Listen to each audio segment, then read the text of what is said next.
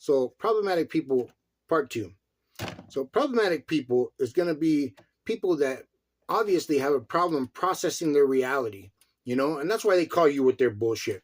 They're going to call you and talk about their shitty day and their car breaking down and their toxic relationship or their messed up family life or whatever it is. And here's the thing is like, this person could be your neighbor. This person could be a coworker. And it's not necessarily like, always over the phone. These people could emotionally dump on you every time they see you, for Christ's sake.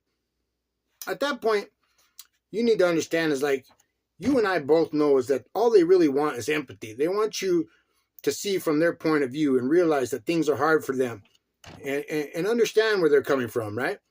It's like, I get it, but eventually you're going to get tired of that. Eventually you're going to get tired of that and you're going to realize that you need to tell them something, right? But should you do it over the phone? No. You shouldn't. You should. They're going to eventually want to say, hey, why do you not answer my calls? Why do you block me on social media? It's like, bro, because every time I talk to you, there's something wrong, bro. And it's like, bro, I got my own problems. And at that time, it's going to be like, look, dude, you can see it in my face, right? They'll see it in your face. Like, it's going to be more sincere when you just say, dude, I got my own problems. I don't want to hear about your drama. You know what I mean? And if it's a neighbor or a coworker, you'd be like, you know what, dude, I just don't want to hear about it today. Like I hope you figure it out. But here's the thing. I don't think at any one point, right, if you continue to talk to these people, right, or you talk to them and you give them advice, right, eventually you're just going to piss them off because they don't want advice. They just want someone to listen and a shoulder to cry on, right?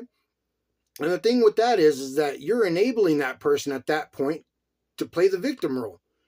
And that's the point I was trying to get off in my last video is that literally it's like you don't want to be an asshole. And that's what they're going to make you out to be if you keep having to fucking hear about it. You know what I mean? You're eventually going to snap and be like, dude, you choose to live that lifestyle, bro. Everything that you're having a problem with has to do with your choices in your day to day. And then basically you're going to be like, oh, they're going to feel attacked. Like, oh my God, like, you're saying this is my fault? Yes. Basically. So maybe I might make a problematic people part 3 to be more clear.